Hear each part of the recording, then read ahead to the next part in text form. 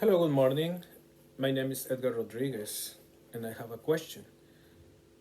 Do you believe that immigrants came to the United States mostly in Republican government or Democratic administration? That is something that we still need to analyze. I am an immigrant. I came from Guatemala 10 years ago, and this is why it's a reason of concern to talk about it, the immigration. So, there is the immigration, a reason of a problem in the US workforce. We still have to analyze. And to talk more about it, I'm gonna talk a little bit about human rights. I want to talk about laws, legislations about immigration, and in the end, I'm gonna talk a little bit about changes can be done in order to help.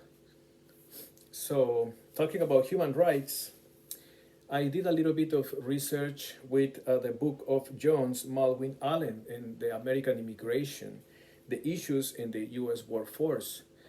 Since America became a country really attractive for many immigrants, there are a lot of people that came from Europe, the Irish, Dutch, Germans, they came and they established uh, work, they established a new living in those cities in the East, even though they received discrimination. We're going to talk about in the West Coast, the Asian people, the Chinese, and all of these minorities were working in the railroad, they were working in mines, they were working in the gold mines, and they received discrimination, they received low pay. And in the end, the last immigration, the Hispanic people and the Hmong communities, we still have those kind of discrimination against them. So today, I can say a good example of this is in Green Bay, here in Wisconsin. We have a company that was sued by the government because they fire a lot of people, and they fire Hispanic and Hmong only. What was the reason? The company was not able to say what was the reason, but they were immigrants, all of them, and they were in a good legal status to work.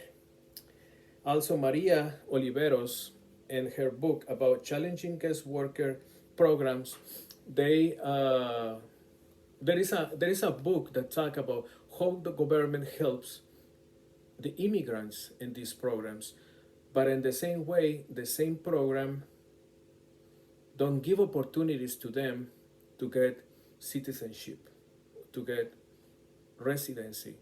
So how is possible that this program that is made from the government push them out?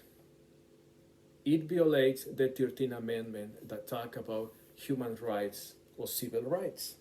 So this is why it's important to look forward to the immigration laws. The regulations about immigrations are made in the Immigration and Nationality Act, or INA, and we can find more information about it in the U.S. Citizenship and Immigration Services.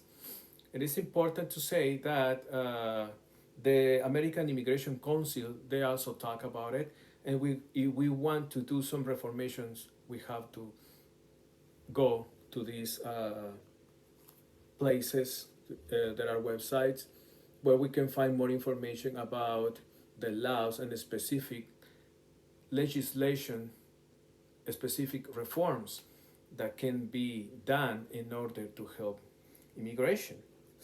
Asbeth and Sellers in the book, The Fair Food Program, also talk about the laws when something is wrong when you do reforms in the laws. These two states, they make reforms. They put in place the E-Verify program for companies, which is a database where they keep the social security number. So when the companies in the process of hiring, they can see the number, they notice that something is wrong and they don't hire the people just because the E-Verify says it can be something wrong.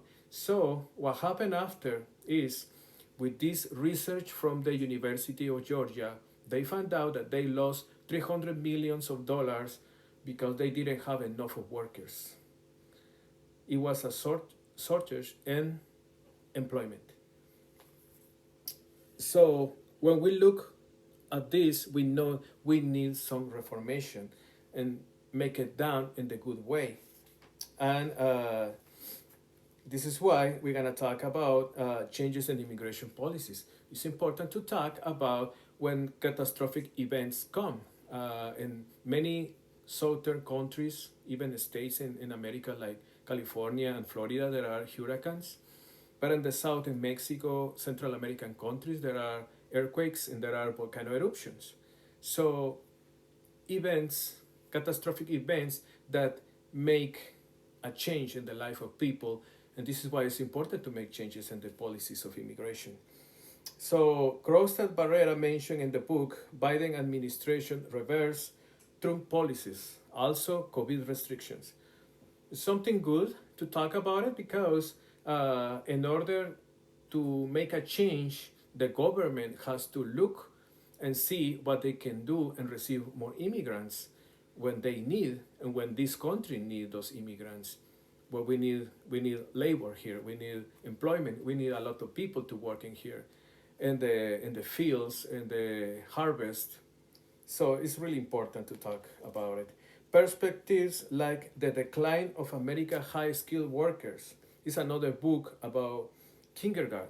This book talks about how America is losing the high-skilled workers because they are too old, they are about to retire. So it's important to say we need to make some changes now. The high-skilled workers, they cannot educate or pass the knowledge to the new generation because they are too young. So it would be nice to make some changes. In some countries, in the developed countries in the north, they are already making those changes. So the policies are better and they are receiving immigrants to learn high skills in order to work in these jobs. We're gonna conclude then that immigration debt is not a problem in the US workforce, and it's an opportunity for this country to get better. Making the right changes and policies will draw the future of immigration for this nation in order to grow. Thank you so much.